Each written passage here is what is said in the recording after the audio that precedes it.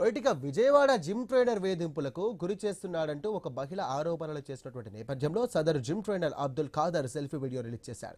మహిళ కుటుంబం సభ్యులంతా కూడా కలిసి నన్ను ట్రాప్ చేశారంటూ కూడా ఆ వీడియో ద్వారా ఆయన తెలియజేశాడు. అందుకు తన దగ్గర ఆధారాలు ఉన్నాయని, వాటిని చూసి పోలీస్ ఉన్నతాధికారులు తనకు న్యాయం చేయాలంటూ కూడా కోరాడు.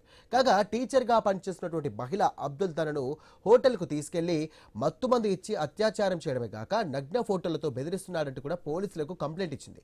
ఇక ఇన్స్టాలో పరిచయమైనటువంటి జిమ్ ట్రైనర్ లావుగా ఉన్నటువంటి తనను సన్నగా మారుస్తానని చెప్పినట్టుగా ఫిర్యాదులో పేర్కొంది.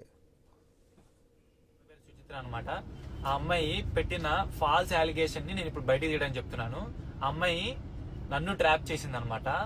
ట్రాప్ చేసి నన్ను ఎమోషనల్ బ్లాక్ మెయిల్ చేసి నా క్యాన్సర్ ఉందని అని చెప్పి నన్ను ఎంత బ్లాక్ మెయిల్ చేసిందంటే అంత బ్లాక్ మెయిల్ చేసి ఫోర్స్ చేసి నాకు పానిక్ అటాక్ వచ్చేస్తుంది, నా చేతులు ఊగిపోతున్నాయి అని చెప్పి నేను ఇప్పుడు బయటికి రాను, నాకు ఓపిక లేదని చెప్పినా కూడా అమ్మాయి నేను బయటకు వచ్చేసాను, నేను ఇంటికైతే వాళ్ళు రావాల్సింది నన్ను ఫోర్స్ చేసి రూమ్ కి తీసుకెళ్లి తాగిపించి నన్ను ఇదంతా చేసింది.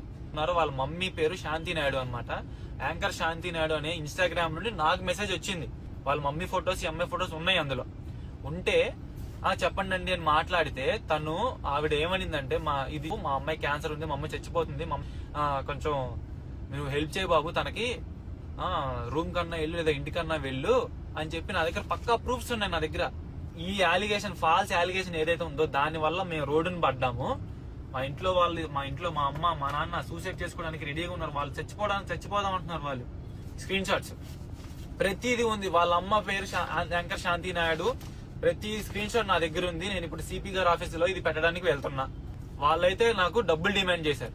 డబ్బులు డిమాండ్ చేసి ఎంత థ్రెటనింగ్ చేశారంటే నన్ను అంత థ్రెటనింగ్ చేశారు, బ్లాక్ మెయిల్ చేశారు. వాళ్ళ నాన్నైతే నన్ను నలుగురితో కొట్టేస్తాను, 40 మందితో కొట్టేస్తాను థ్రెట్ చేస్తే నాకు భయపడి నేను ఎవరికి చెప్పుకోలేక ఇంత తెచ్చుకున్నాను నేను. ఇప్పుడు వాళ్ళేమో ఇప్పుడు కేసులు పెట్టి అది పెట్టి ఇది పెట్టి ఇప్పుడు నన్ను జైలుకి ఈడుస్తున్నారు. ప్లీజ్ నాకు న్యాయం జరగాలి.